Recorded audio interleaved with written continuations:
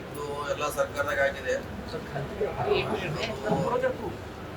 ನೇರವಾಗಿ ಸರ್ಕಾರ ಇರ್ತೇವ್ರೆ ರಿಕ್ವೆಸ್ಟ್ ಮಾಡ್ತಾರೆ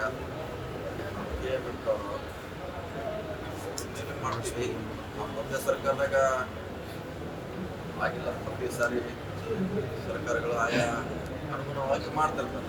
ಒಂದು ವರ್ಷದ 9 ರೂಪಾಯಿ ಹೆಚ್ಚಾಗಿದೆ ಸರ್ ಹಾಲಿಂದ.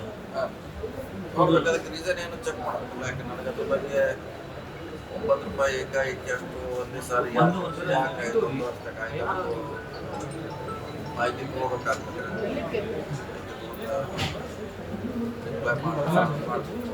ಸರ್, ಟೋಲ್ ದರ ಕೂಡ ಏರಿಕೆ ಆಗಿದೆ. ಹೊಸ ವಾಹನಗಳ ಖರೀದಿ ಮಾಡೋರಿಗೂ ಕೂಡ ಇವತ್ತಿಂದ ಹೆಚ್ಚಿನ ದರ ತಗೊಳ್ತಾ ಇದೆ.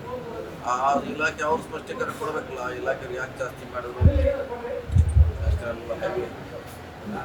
ಅವ್ರು ಅದಕ್ಕೆ ಸ್ಪಷ್ಟೀಕರಣ ಕೊಡಬೇಕಾದ್ರೆ ಯಾಕೆ ಹೆಚ್ಚು ಮಾಡ್ತೀವಿ.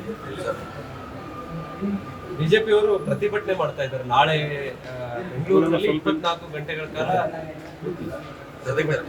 ಇದೇ ಬೆಲೆ ಏರಿಕೆ ಖಂಡಿಸಿ ಸರ್ ಫ್ರೀಡಂ ಪಾರ್ಕ್ ನಲ್ಲಿ. ಮತ್ತೀಗ ನ್ಯಾಷನಲ್ ಹೈವೇ ಟೋಲ್ ಆಗಿದೆ, ಮತ್ತೆ ಇದಕ್ಕೆ ನಾವು ಮಾಡಬೇಕಾಗ್ತದೆ.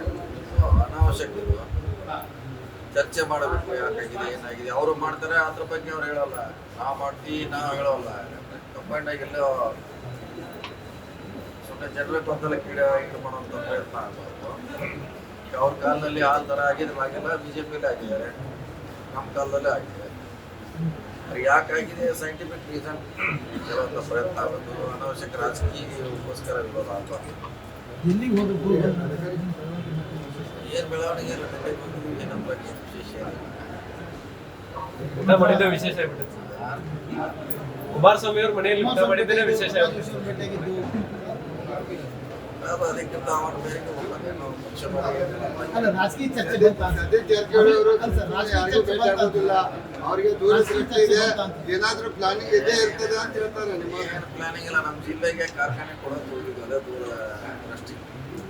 ನಮ್ಮ ಜಿಲ್ಲೆಗೆ ಕಾರ್ಖಾನೆ ಕೊಡಿ ಸಾವಿರಾರು ಜನಕ್ಕೆ ಉದ್ಯೋಗ ಬಂದ ಉದ್ದೇಶ ಬೇಕಾಗಿದ್ದು ಅಂತ Kumaraswamy okay, Pralhad Joshi okay sir, ದೇವೇಗೌಡರನ್ನು ಭೇಟಿಯಾದ್ರೆ ಹಿಂಗಾಗಿ ಸ್ವಲ್ಪ ಅಂದ್ರೆ ಪಾಪ ಪ್ರಹ್ಲಾದ್ ಜೋಶಿ ಅವ್ರು ತೋರಿಸ್ತಿಲ್ಲ, ಸೋಮಣ್ಣ ಅವ್ರು ತೋರಿಸ್ತಿಲ್ಲ, ಗಡ್ಕರಿ ಅವ್ರಿಗಂತ ಅವ್ರನ್ನೂ ತೋರಿಸ್ತಿಲ್ಲ.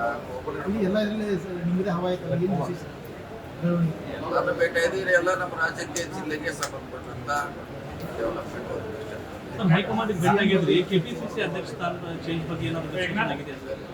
ಸಿಎಂ ಹೊಂಟಿದ್ದಾರೆ ಈಗ.